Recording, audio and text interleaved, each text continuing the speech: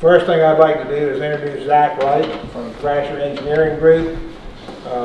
Their engineering group has been working with us a lot on the water upgrades, the paving, or the replacement of the water leak in commercial and Ridgeway, and also they're working on the replacement of the water line from the reservoir into town. So, Zach, if you don't mind, can you give us a little update on where we are? Sure. Usually when I come to these things, the greeting I get is "Where's Sarah?" And you guys probably have seen Sarah a lot. But no, we just finished up the work on River Road. That project was, the paving was finished earlier this week, and we've got a little paperwork there to finish up with the contractor and the funding agency and those things. But the field work has been completed. We're working on the design for the Smith Creek project, which is the main water line into town. We're probably, I'm going to say, roughly about 50% of the way through the design, and we hope to get to be ready to apply for a health department permit on that probably near the end of June, and then would be looking to advertise for construction on that sometime in the early fall, late summer, early fall, which will basically replace the old main water lines coming into town that serves not only the town but a big part of the county. The Thrasher group we're blessed to work with Chuck and his team, and have enjoyed working for Clifton Forge here in the last couple of years, and hopefully continue to do so. We did get some positive news. It's not set in stone yet, but we applied for congressional direct spending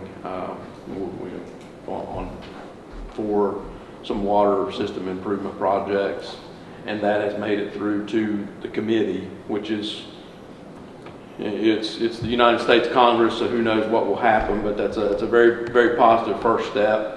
I like to tell people it basically, once that step moves you from 25% chance to getting funded to about 50% chance of getting funded.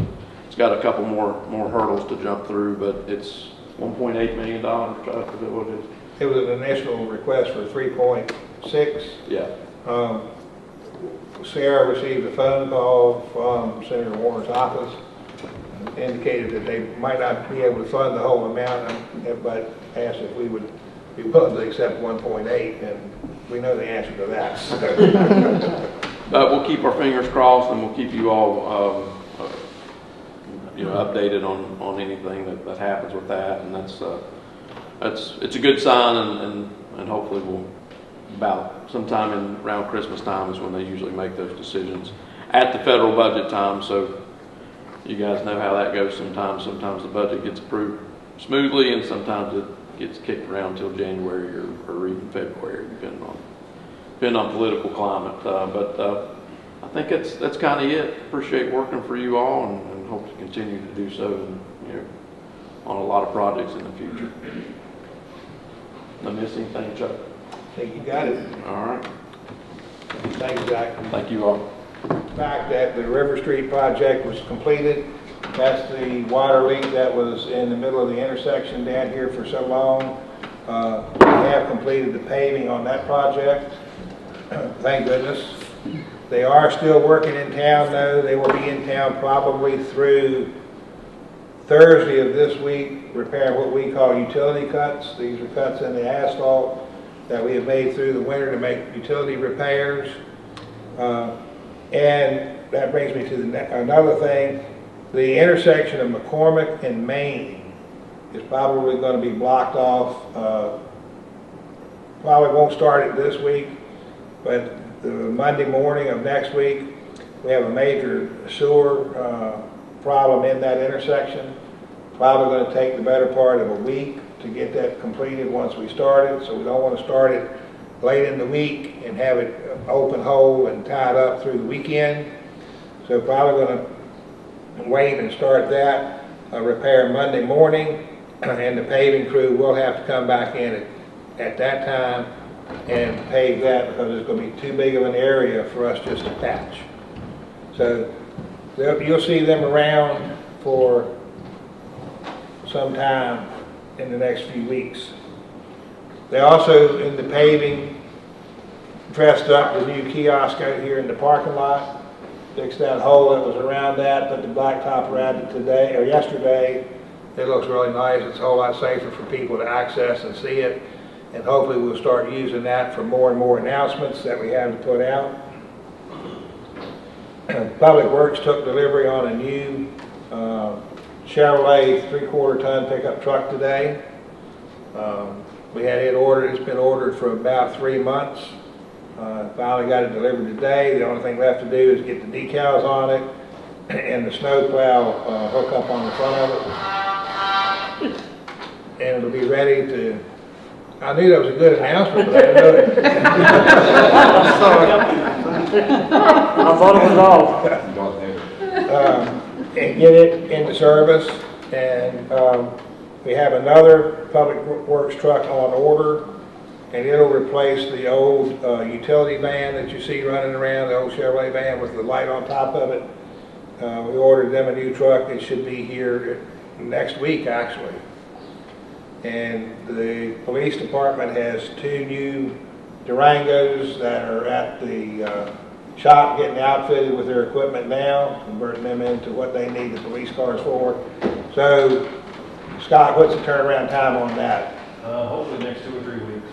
So they should be here. And the potential, the police department has the potential through a grant that they've applied for to acquire a couple more vehicles in the next several months. So the park equity study that we've been talking about was actually started last week. Mary Donnan and Courtney Howard and myself met with Sam from Thrashers, and we toured all 4 parks. We started at Washington Park and worked our way through town. He was taking notes and pictures, picking up what needed to be addressed, what improvements he saw that needed to be done.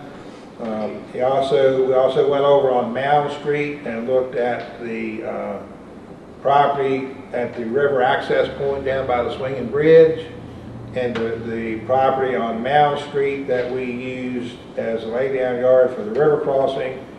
Both of those areas have potentials, with more potential being at the Mound Street property to develop a small community park on Verge Street, Mound Street, for folks on that side of the river that won't have to come into town to have access to a park. He is in the point of that where he's drawn up his plan and submitting that to us.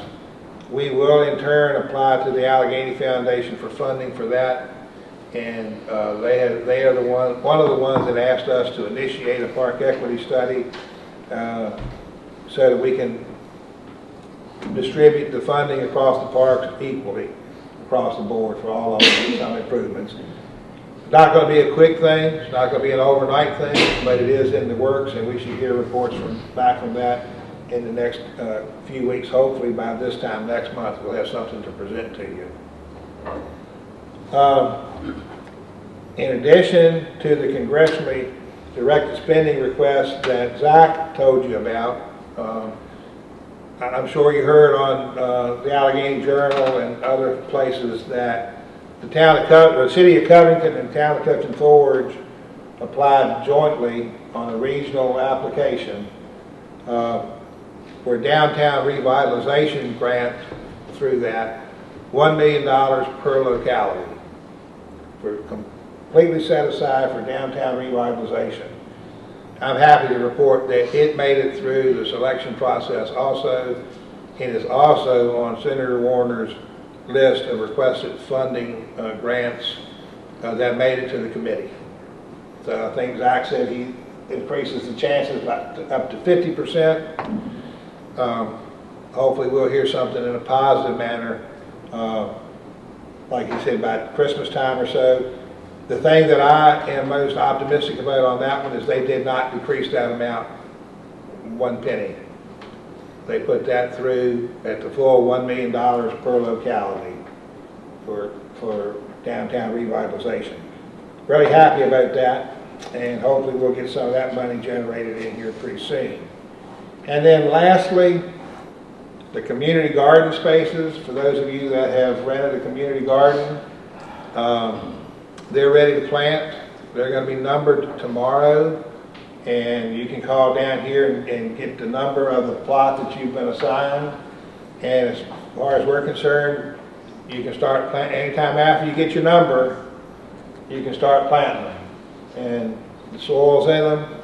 It's ready to go. You might have to mix it up a little bit because it's been sitting there in the rain and what have you. But hopefully we're going to see a lot of produce down there. 10 of the regular bids have been rented. 10 of 12 have been rented, and the one ADA compliant bid has been rented. So we have 2 available, and we still have commitment for sponsorship.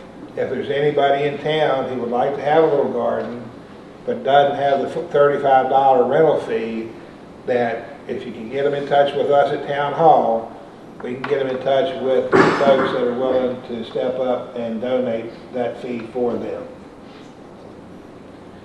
And lastly, the Century Trail along Smith Creek is complete.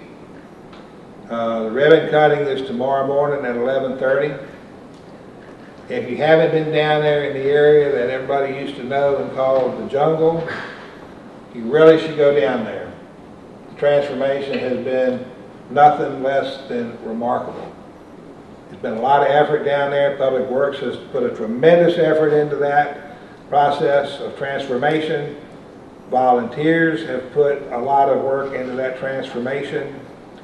And the funding, the majority of the funding for that whole project came from one benefactor, from one donor. And they will be recognized tomorrow at the ribbon cutting. So a lot of activities down there for the children. Beautiful setting. It's right by the creek. It's pretty relaxing. So if you can't make it tomorrow for the ribbon cutting, please make an effort to get down there and see what the town and volunteers have been able to pull off and make available for citizens. Mr. Mayor, that completes my report. Any questions?